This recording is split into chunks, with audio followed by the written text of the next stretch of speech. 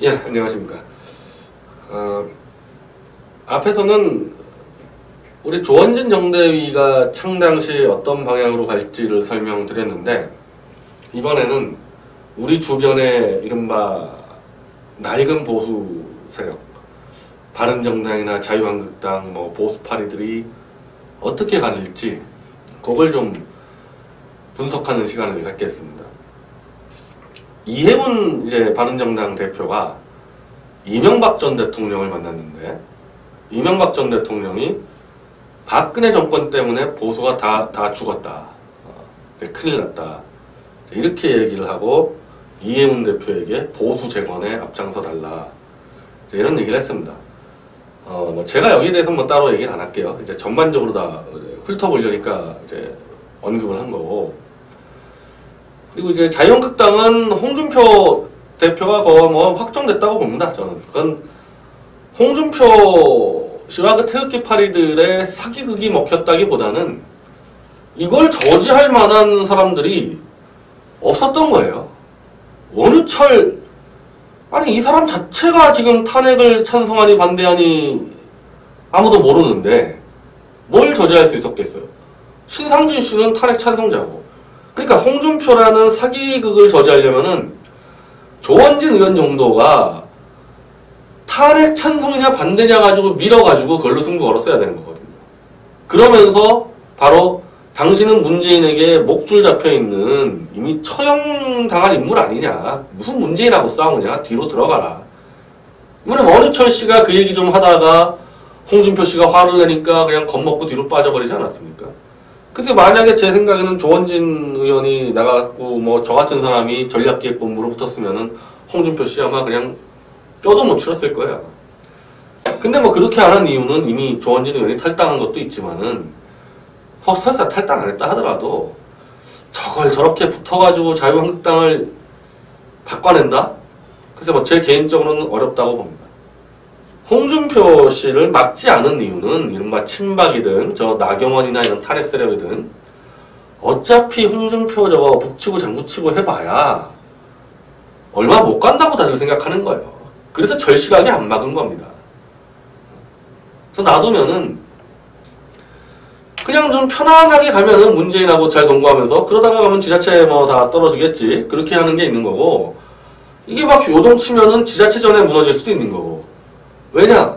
바른정당을 중심으로 한 정기개편론이 워낙 많이 나오니까 정기개편 내는 순간에 홍준표 나오시죠. 그 홍준표랑 누가 같이 하겠어요. 물론 정기개편이 안 되면 또 그것 때문에 안 되는 수가 있는 겁니다. 홍준표가 자리 지키기 위해서. 자, 정기개편은 크게 두 가지 방향인데요. 이거는 자유한국당이 주도하는 게 아니고 제가 볼 땐 바른정당이 주도를 합니다. 하나는 김무성 세력. 이미 김무성 그 똘마니들 다 들어갔죠. 저쪽에, 자유한국당에. 장제원인이 다 들어가지 않았습니까? 이미 12명 밀어 넣어놓고 자기는 나머지 바른정당 애들을 끌고 일로 한번 붙어서 들어오느냐, 그게 아니면 더 큰 판을 짜서 국민의당과 함께 내각제판을 짜느냐, 요거 가지고 지금 주판을 튕기고 있는 겁니다. 근데 글쎄요, 김무성이라는 사람도 그렇게 아주 막 치밀하고 이렇게 하는 스타일이 아니어서 저는 두 가지 떡 들고 어버버버버 하고 있을 거라고 봅니다. 당장 그 바른정당 애들을 빼가지고 일로 들어버리지는 않을 거예요. 근데 이제 홍준표는 좀 생각이 다르죠. 홍준표는 지금 당내의 위치가 불안하거든요. 당대표가 된다 하더라도 이른바 범친박에서는 그냥 삐딱하게 보고 있을 거고, 물론 범친박에서도 또 기회주의자인 윤상현이 홍준표 붙어있지만은 홍준표가 윤상현을 믿겠어요? 박근혜 대통령까지 뒤통수 치는 윤상현을 홍준표라고 믿겠습니까? 배신자들은 배신자들을 알아봅니다. 사기꾼들은 사기꾼들을 알아봐요. 그러니까 홍준표와 손발 맞춰서 일할 사람들이 없어요. 그럼 저쪽에 탄핵 세력들, 나경원, 심재철, 홍준표 누군지 뻔히 아는데 거기랑 같이 하겠습니까? 그게 안 되니까 여러 가지로 생각했을 때 홍준표는 자꾸 표현만 과격하게, 문재인이 볼 때는 타격이 자기한테는 전혀 타격이 안 오는 표현만 과격한 주사파 정부 이딴 것들만 떠들면서 보수파리들만 눈속이면서 버티겠다.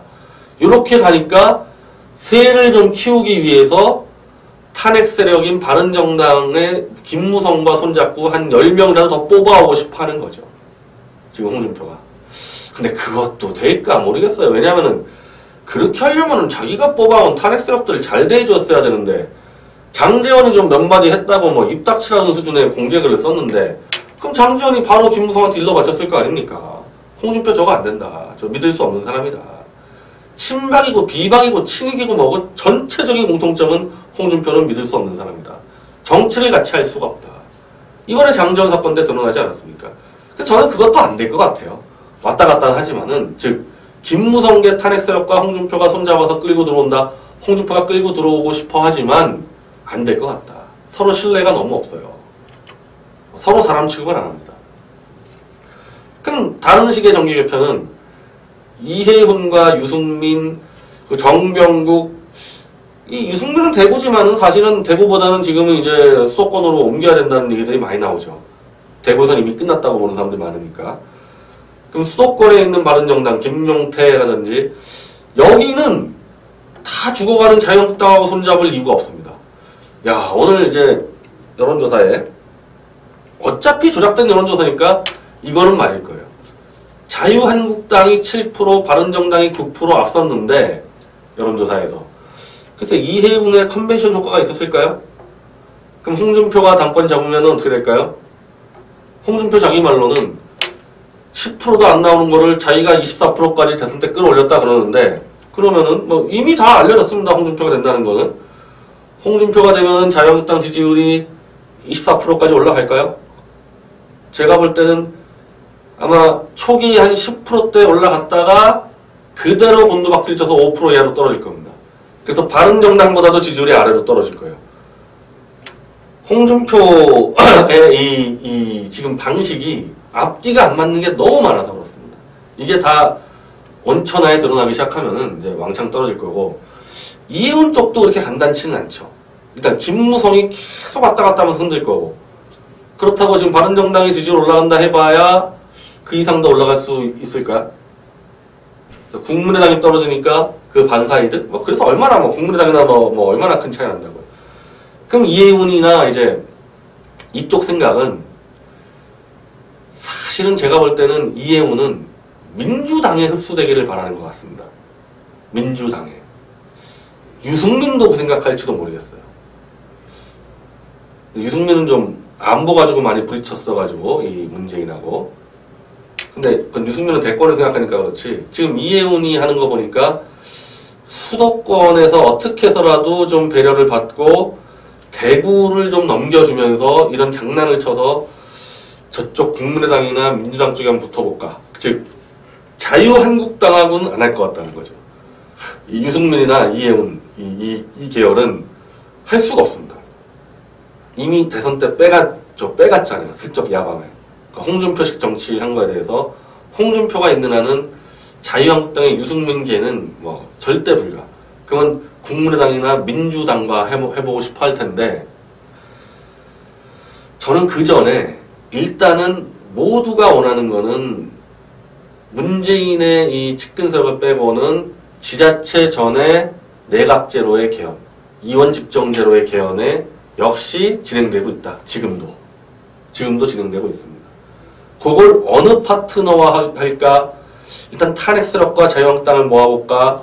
아니면 민주당, 국민의당과 이 유승민 세력이 모아볼까? 요 주도권 싸움이지, 실제로는 일단은 내각제 개헌, 이원집정부제 개헌을 전제로 판을 짜고 있는 거죠. 국민은 안중에도 없습니다. 국익도 안중에도 없습니다. 어떻게 하면은 이걸 계속해서 자기들이 해먹을 수 있을까? 그 연구를 하기 때문에 내각제 기회주의 세력이 여전히 준동하고 있고, 거기서의 양축이 이제 김무성 쪽으로 가는 거냐, 아니면은 이해훈 중심된 유승민 쪽에서 이쪽으로 움직이는 거냐, 이제 그 정도 차이만 있습니다. 근데 이제 그런 과정에서 문재인 정권은 이원집정제 개헌을 할 거냐? 안 하죠. 그거 왜 합니까? 이원집정제 개헌 내년에 했다가는 하자마자 바로 대통령 권력 뺏기는 거나 마찬가지인데 왜 합니까? 그래서 이 내각제 기회주의자의 싸움과 문재인 정권의 싸움이 탄핵 전부터 있었던 현재 진행형으로 진행되고 있는 겁니다. 이게 나중에 문재인 탄핵 사태가 벌어진다 그러면은 여기서 터지는 거예요. 여기서. 근데 그것도 단일 대우가 되지 않죠. 다 생각이 다르니까. 그리고 다 형편없으니까. 막 서로 무너지고 뒤엉키고 헛갈려가면서 이거 있잖아요. 영화 보면은 다 죽어가면서 칼날 탁 던지는 게 아마 내각제 개헌 이런 거 던질 거고. 그래서 저는 문재인 정권도 거의 만신창이가 될 거라고 보는데 만신창이가 되면서 문재인 정권이 쓸 카드는 개헌 반대가 아닐까. 대통령제 수호. 대통령제 수호로 아마 그걸로 맞불르면서 버티려고 그러지 않을까. 뭐 그런 싸움들이 벌어질 건데 앞서 말씀드린 대로 밑바닥 국민들하고는 아무 관계없는 싸움들입니다. 아무 관계없는 정계개편이고 그 공백을 누가 채워주냐. 조원진 정대의 신당이 그 공간을 채울 겁니다. 바닥을 채워버릴 겁니다. 윗대가리들 그 정계개편 그 쇼 할 때. 자, 일단 우리 당원들은 뭐 다 뻔히 아실 테고 좀 보수적으로 나라의 가치를 좀 살려봐야 되겠다는 분들 잘 생각해 보세요. 이런 판에서 자유한국당 홍준표에 찬양하고 막 지지한다? 뭐가 달라지겠습니까, 이게? 바른정당 상황과 문재인 당 이거 다 보세요. 이거 쫙 봤을 때 홍준표가 뭘 싸움 딱이요? 대법원 재판 걸려있는 사람이 무슨 싸움 딱입니까? 잘 보세요. 문재인의 문자 조랑도 못 꺼낸다니까요, 지금. 어떻게 하면은 문재인 심기 안 건드릴까? 그것만 연구해가지고 발언하는 사람인데. 다 포기하세요. 저거 안 됩니다. 탈핵스럽과 손잡아가지고 어떻게 하면 개헌이나 빨리 해볼까? 그래서 총리나 해볼까? 아니, 홍준표 입장에서는 탈핵스럽 손잡고 그거 가지고 어떤 식으로 두들겨가지고 개헌을 만들어내면은 문재인도 따라오겠지. 뭐 본인 생각은 그럴 거예요. 뭐 저는 제가 볼 땐 문재인 절대 안 따라올까 보는데 본인 생각들은 그럴 겁니다. 그러면 그냥 대법원도 무죄 나오고 자기도 한번 지분 가려서 총리 한번 해먹고 얼마나 좋아요. 지금 그거나 꿈꾸는 거 아닙니까? 나라 지키는 게 뭐가 의미가 있겠어요. 다 심판해야 됩니다. 문재인 정권부터 쫙 바른정당 탄핵 세력, 홍준표 태극기 파리 귀해지 세력들 싸그리 심판해야지만 정상화가 되는 거예요, 나라가. 문재인 정권 하나 끌어넣었다고 되는 문제가 아니에요. 탄핵을 두 세력이 했는데 문재인 종북 그리고 내각제 기회주의 세력이 했는데 문재인 정권 끌어내려 봐야 내각제 기회주의 세력이 그대로 남아있는데요. 한꺼번에 심판해야 되는 거거든요. 그 가능하냐? 뭐 가능합니다. 예. 한꺼번에 충분히 가능합니다. 왜냐? 자기들끼리 싸울 거니까. 자기들끼리 싸웠기 때문에 가능하다는 거죠. 둘이 뭉쳐져 있으면 못 싸우는 거죠. 박 대통령이 무능론 얘기할 때 제가 반박하는 게 그거예요. 친노 정부 플러스 중간에 보수 사기꾼 내각제 세력이 연달해버렸는데 그걸 어떻게 막습니까, 박 대통령? 그 막으려고 그러면은 내각제 개헌에다가 손을 들어줘야 되는데 막판에 한번 하려고 그랬죠, 박 대통령이. 근데 그걸 안 된단 말입니다. 박 대통령이 내각제 개헌을 막 반대하는 건 다 알려져 있는데 그렇게 됐을 때는 중과부적인 거죠.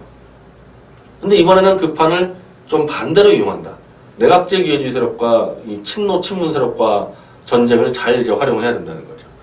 근데 이런 전략 같은 것들은요 별로 중요하지 않고 가장 중요한 거는 국익과 국민을 내팽개친 부정부패 사이비 세력들을 물리치고 우리가 바닥에 있는 국민들의 지지를 받는 게 제일 중요해요. 그 힘 가지고 이길 수 있는 겁니다. 특히 법원, 기자, 방송사 이게 다 엉망이잖아요. 교수 다 엉망인데 무슨 소리 이기겠습니까? 국민적 지지, 밑바닥부터의 국민적 지지를 받아야지만 이겨낼 수 있는 싸움이거든요. 다만 이게 일회성으로 한번 이기고 지고 그 문제가 아니라 상황에 따라서 대한민국이 무너지느냐 마느냐의 그 정도 싸움이라는 것은 다들 충분히 인식해 주길 바랍니다. 감사합니다.